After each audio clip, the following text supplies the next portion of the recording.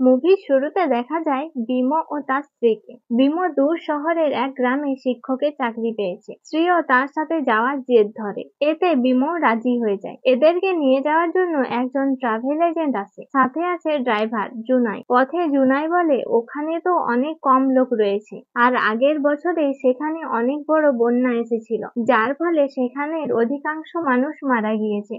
বিনো বলে আমার জানকারি অনুযায়ী ওখানে এখন কিছু পরিবার রয়েছে, আর ওখানের স্কুলে মাত্র 7টি ছাত্র রয়েছে। জুনাই বলে ওখানের কিছু নিয়ম কানুন আছে যা ওখানে সবাই মানে, আর তোমরা ওখানে থাকলে তোমাদেরও তা মানতে হবে। এসব গল্প করতে করতে তারা যাচ্ছিল। এই সময় শ্রী গাড়ির বাইরে কারো চিৎকারের শব্দ শুনতে পায়। তাকিয়ে দেখে একটা কাটা মাথা উড়ে আসছে তাদের গাড়ির পাশে। এই দেখে শ্রী ভয় পেয়ে চিৎকার করে ওঠে। সবাই তাকে শান্ত করে, কিন্তু শ্রীর বলা কথাগুলোতে কেউ গ্রাহ্য করে না। কিছু দূর গিয়ে শ্রীর বমি হয়, এই জন্য জঙ্গলের মধ্যে গাড়ি থামানো হয়। এই সময় হঠাৎ করে তারা জঙ্গল থেকে কিছু শব্দ পায়। ভালো করে দেখলে তারা দেখতে পায় একটা কফিন তাদের দিকে আসছে, যা দেখে সকলেই ভয় পেয়ে তাড়াতাড়ি গাড়িতে উঠে পড়ে। গাড়িতে উঠে তারা পালানোর চেষ্টা করে, কিন্তু গাড়ি স্টার্ট নেয় না। এই সময় জুনাইয়ের কথায় বিনু একটা ডিম ছুঁড়ে দেয় কফিনের দিকে। এরপর গাড়ি চালিয়ে সেখান থেকে চলে যায়। পরে দেখা যায় কফিনের থেকে একটা ভয়ঙ্কর হাত বেরিয়ে ডিমটি নিয়ে নেয়। পরের দিন সকালে তারা একটা গ্রামে পৌঁছে খাবার খায়। বিনো জিজ্ঞেস করে এই কফিনটি কি ছিল, যেটা দেখলাম ওটা কি সত্যি? ট্যুর গাইড বলে এখানের লোক মারা গেলে তাদের মাটি চাপা দেয় না, তাদেরকে কফিনে ঢুকিয়ে গাছে ঝুলিয়ে দেয়া হয়। মৃতদের মধ্যে যারা কালা জাদু জানে তারা এরকমই করে বেড়ায়, মানুষ খায়। খাবার দাবার সেরে তারা যাত্রার পথে আবার রওনা দেয়। কিছু দূর যেতেই তাদেরকে সেই গ্রামের সেক্রেটারি ও টিংজেন নামের এক টিচার গ্রামে তাদের ওয়েলকাম জানায়। এখান থেকে বিনো ও শ্রী বোটে করে বাকি রাস্তা যায়। ওরা যাওয়ার পর টিচার ট্যুর গাইডকে জিজ্ঞেস করে রাস্তায় আসার সময় এদের সাথে কিছু হয়নি? ট্যুর গাইড সব কথা বলে, রাস্তায় যা যা হয়েছে। টিচার বলে আরো অনেক কিছু ঘটবে ওদের সাথে।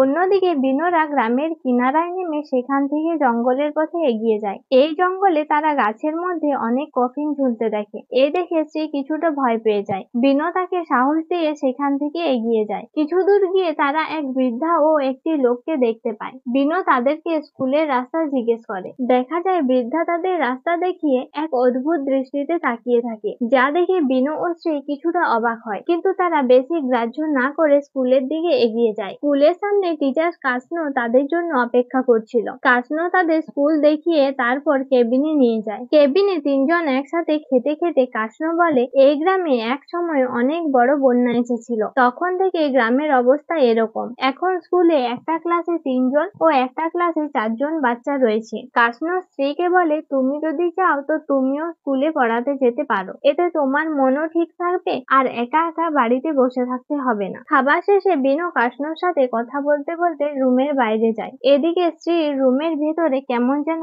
অস্থির লাগে, সে চারিদিকে তাকাতে থাকে। এই সময় আমরা লক্ষ্য করি এক বৃদ্ধা মহিলা জানালার দিক দিয়ে এক দৃষ্টিতে স্ত্রীর দিকে তাকিয়ে আছে, আর এটি ছিল সেই বৃদ্ধা যাকে স্ত্রীরা স্কুলের রাস্তা জিজ্ঞেস করেছিল। অন্যদিকে বিনো কাসনোকে জিজ্ঞেস করছিল ওই মহিলার ব্যাপারে। কাসনো জানায় ওদের নাম অ্যালান ও দাম্ভি। কিছু বছর আগে থেকে ওদের ছেলে মেয়েদের খুঁজে পাওয়া যাচ্ছে না। এই সময় থেকে গ্রামের কেউ ওদের সাথে কথা বলেনি, কারণ গ্রামের সবার ধারণা ওই মহিলা কালা জাদু জানে। রাত্রেবেলায় বিনো ও শ্রী যখন ঘুমোচ্ছিল সেই সময় বিনো কিছু আওয়াজ পেয়ে বাইরে বেরিয়ে আসে। বাইরে এসে দেখে দাম্ভি দাঁড়িয়ে আছে। এই সময় শ্রীও বেরিয়ে আসে। দাম্ভি মুখে কিছু কথা না বলে স্ত্রীর পেটে হাত বুলিয়ে সেখান থেকে চলে আসে। এই ঘটনায় বিনো ও শ্রী দুজনেই ভয় পেয়ে যায়। পরের দিন বিনো স্কুলে গিয়ে কাসনোকে এই ঘটনা বলে। কাসনো ব্যাপারটা হেসে উড়িয়ে দেয়। সে বলে দাম্ভি ওরকমই, কেউ এখানে নতুন আসলে তার সাথে এরকম ব্যবহার করে। এরপর সবাই ক্লাসে চলে যায়। শ্রী যখন বাচ্চাদের পড়াচ্ছিল সেই সময় হঠাৎ সে দেখে সব মরে যাওয়া বাচ্চারা ক্লাসে দাঁড়িয়ে রয়েছে। সে খুব ভয় পেয়ে যায়। বাড়ি গিয়ে শ্রী এসব কথা বিনোকে বলে। বিনো বলে তুমি এসব নিয়ে বেশি ভাবছো, তাই এরকম হচ্ছে। এই বলে বিনো রুমের ভেতরে চলে যায়। হঠাৎ শ্রীর মনে হলো তাকে কেউ পর্দার আড়াল থেকে দেখছে। শ্রী পর্দা সরিয়ে দেখে সেখানে কেউ নেই। পরের দিন রাত্রে খাবার খাওয়ার সময় শ্রী বিনোকে বলে আমার মনে হয় সব সময় কেউ আমাদের লক্ষ্য রেখেছে। বিনো বলে ওরকম কিছু না, ওটা তোমার মনের ভুল। পরের সিনে দেখা যায় স্কুলের পাশে দাম্ভি দাঁড়িয়ে আছে। হঠাৎ এই সময় একটা বাচ্চার চিৎকার শুনতে পেয়ে সেখানে সবাই যায়। যে দেখে বাচ্চাটি রুমের ছাদের মধ্যে ঢুকে গিয়েছে। বিনো বাচ্চাটিকে পুরো প্রসেস অবস্থায় দেখতে পায়। মেয়েটির মুখ থেকে রক্ত পড়ছিল আর তার চোখগুলোও সাদা। বিনো কিছু করবে সেই সময় অন্য রুম থেকে স্ত্রী তাকে ডাক দেয়। বিনো যেয়ে দেখে স্ত্রী দরজার ভেতর থেকে লক করে। এই সময় কিছু মারা যাওয়া বাচ্চার আত্মা স্ত্রীর পেটের দিকে আঙ্গুল দেখিয়ে এগিয়ে যায়। স্ত্রীর পেটে খুব ব্যথা শুরু হয়। কিছুক্ষণ পর তার দরজা নিজে থেকেই খুলে যায়। বিনো গিয়ে দেখে স্ত্রী মাটিতে অজ্ঞান অবস্থায় শুয়ে রয়েছে, সাথে প্রসেস হয়ে যাওয়া মেয়েটিও সেখানে পড়েছিল। রাতে যখন স্ত্রী ঘুমোচ্ছিল সেই সময় দেখে জানালা দিয়ে এক আত্মা আসে, যার শুধু মাথা ছিল। মুভির ভাষায় এই আত্মার নাম কুয়াং। কুয়াং স্ত্রীকে কিছু করার আগে সেখানে বিনো চলে আসে। স্ত্রী পরে বুঝতে পারে এটা একটা স্বপ্ন ছিল। পরের দিন সকালে প্রিন্সিপাল তাদের বাড়িতে আসে স্কুলের ছুটির কথা জানানোর জন্য, কারণ আগের দিনের ঘটনায় সব বাচ্চারা ভয় পেয়েছিল। আর স্ত্রীর এরকম অবস্থা দেখে প্রিন্সিপাল তাদের গ্রামের প্রধানের কাছে নিয়ে যায়। গ্রামের প্রধান বিনো ও স্ত্রীকে একটি মেয়ের কাছে নিয়ে যায়, যার নাম ছিল মিনা। মিনা একজন তান্ত্রিক ছিল। সে স্ত্রীর হাত ধরে বলে দেয়, তুমি তো প্রেগনেন্ট। একথা স্ত্রীও জানতো না। তারা এই খবর শুনে খুব খুশি হয়, কিন্তু গ্রামের লোকেরা তাদের ওপর রেগে যায়। স্ত্রী এসবের কারণ জিজ্ঞেস করলে মিনা বলে, তাদের মধ্যে কেউ বাইরের শহর থেকে এখানে প্রেগনেন্ট অবস্থায় এলে এখানের আত্মাদের শক্তি বৃদ্ধি পাবে। এই বাচ্চাটির সাহায্যে আত্মারা এতটাই শক্তিশালী হয়ে যাবে যে এই গ্রামটিকে নিজের হাতে করে নেবে, এখানে সব মানুষদের মেরে ফেলবে। এসব শুনে বিনো ও স্ত্রীও ভয় পেয়ে যায়। মিনা কিছু পাতাতে মন্ত্র পড়ে তা সেদ্ধ করতে দেয়। এই সময় স্ত্রী অজ্ঞান হয়ে যায়। মিনা তার জ্ঞান ফিরানোর চেষ্টা করে। স্ত্রীর যখন জ্ঞান ফিরে তখন দেখা যায় স্ত্রী পুরো প্রসেস হয়ে গেছে। তার মুখ পুরো কালো, চোখগুলো সাদা সাদা আর ভয়ানক সব কাণ্ড করে চলেছে। বাইরে দেখা যায় আকাশও পুরো কালো, যেন চারিদিক থেকে অনেকজন ছুটে আসছে। মিনা পাতা সেদ্ধ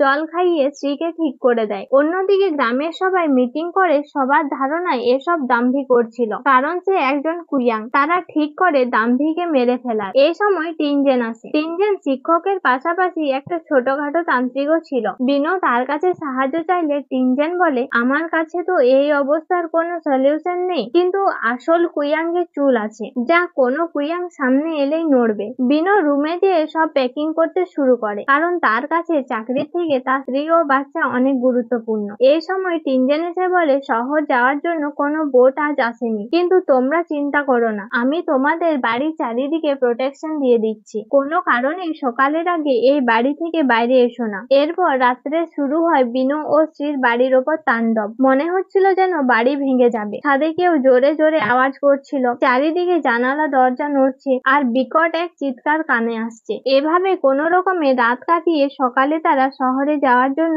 নদীতে পৌঁছায়। সেখানে গিয়ে দেখে বোট কেউ জ্বালিয়ে দিয়েছে। বোটের সামনে থাকা সব লোক আস্তে আস্তে প্রসেস হতে থাকে। এই সময় বিনো দেখে দাম্ভি দূরে দাঁড়িয়ে দাঁড়িয়ে সব দেখছে। বিনো তার সামনে গেলে দাম্ভি গায়েব হয়ে যায়। বিনো পিছন দিকে তাকিয়ে দেখে স্ত্রী সেখানে নেই। সে স্ত্রীকে চারিদিকে খুঁজে বেড়ায়। বিনো খুঁজতে খুঁজতে স্কুলে এসে পৌঁছায়। সেখানে দেখে আগের দিনের প্রসেস হয়ে যাওয়া বাচ্চাটি দাঁড়িয়ে আছে। বিনো তাকে স্ত্রীর ব্যাপারে জিজ্ঞেস করলে মেয়েটি জঙ্গলের দিকে ইশারা করে দেখিয়ে দেয়। সেখানে গিয়ে বিনো স্ত্রীর ড্রেস ও একটা ব্রেসলেট পায়। মিনাও সেখানে পৌঁছায়। ব্রেসলেটের ব্যাপারে খোঁজ নিয়ে জানা যায় এই ব্রেসলেট ছিল টিনজেনের। মিনা বলে টিনজেনই হয়তো দাম্ভির সাহায্য করছে। মিনা তার মন্ত্রের সাহায্যে এক ধোঁয়া তৈরি করে। এই ধোঁয়া স্ত্রীকে খুঁজতে সাহায্য করে। দেখা যায় স্ত্রী জঙ্গলে পড়ে আছে। বিনো সাহস করে সেখানে চলে যায়। পথে কুয়াং তাকে অনেক ভয় দেখায়, কিন্তু বিনো সব ভয় কাটিয়ে স্ত্রীকে একটা রুমে নিয়ে আসে। মিনা প্রথমে কেবিনের বাইরে মন্ত্র পড়ে যেন কুয়াং কেবিনের ভেতরে যেতে না পারে। এরপর ভেতরে স্ত্রীর কাছে যেয়ে মন্ত্র পড়তে শুরু করে। সে বিনোকে বলে দাম্ভিকে মেরে আসতে, কারণ দাম্ভি পরে যেন না স্ত্রীর কোনো ক্ষতি করতে পারে। বিনো দুজনের সাথে দাম্ভিকে মারতে চলে যায়। যে দেখে দাম্ভি কিছু মন্ত্র পড়ছে। বিনো দাম্ভিকে মারতে যাবে, সেই সময় দাম্ভি তাদের আটকায়। দাম্ভি বলে, তোমরা যা ভাবছো তা সত্যি নয়। আমি ছাড়াও এই গ্রামের আরো একটি কুয়াং রয়েছে যে স্ত্রীর বাচ্চাকে মারতে চায়। আমি তো বাচ্চাটিকে বাঁচাতে চাই। টিনজেন এর আগে দাম্ভির কাছে এসেছিল, কিন্তু সে দেখে দাম্ভির কাছে এসে কুয়াং এর চুল নড়ছে না। এরপর সে মিনার কাছে যেতেই তা নড়তে শুরু করে। মানে এখানে দেখা যায় গ্রামের সবাই যাকে বিশ্বাস করত সেই আসলে কুয়াং। আর গ্রামে আসার পরে দাম্ভি যখন স্ত্রীর পেটে হাত দিয়েছিল সেই সময়ে সে বাচ্চাটিকে রক্ষা করার জন্য একটা জাদু ছেড়েছিল। অন্যদিকে মিনা টিনজেনকে মেরে স্ত্রীর পেটের জাদু নষ্ট করে বাচ্চাটিকে মারার জন্য রেডি হয়। এই সময় দাম্ভি তার কুয়াং রূপে এসে মিনাকে আটকায়। মিনা মিনাও তার কুয়াং রূপ নেয়। এই সময় দুই কুয়াঙ্গের মধ্যে এক লড়াই শুরু হয়, যার জন্য সেখানে আগুন লেগে যায়। বিনো শ্রীকে সেখান থেকে বাইরে নিয়ে আসে। এখানে দেখা যায় টিনচেন এখনো মরেনি। সে বিনোকে কুয়াঙ্গের চুল দিয়ে বলে, আসল কুয়াঙ্গের বডি খুঁজে এনে তা জ্বালিয়ে দাও। বিনো টিনচেনের কথা মতো কুয়াঙ্গের বডি খুঁজতে বেরিয়ে পড়ে। কুয়াঙ্গের বডি অনেক আত্মা রক্ষা করছিল। বিনো কোনো রকমে সেখান থেকে বডি এনে জ্বালিয়ে দেয়। এখানে কুয়াঙ্গের সব ক্ষমতা শেষ হয়। পরের সিনে দেখা যায় গ্রামের সব ঠিক হয়ে গিয়েছে, কিন্তু এই ঘটনায় দাম্ভি ও তার স্বামী মারা গিয়েছে। অন্যদিকে দেখা যায় একটি মেয়ে মুখে ঢাকা নিয়ে মিনার মাথা দিয়ে কিছু জাদু করছে। মানে এই গ্রামের বিপদ এখনো শেষ হয়নি। এখানেই মুভিটি শেষ হয়।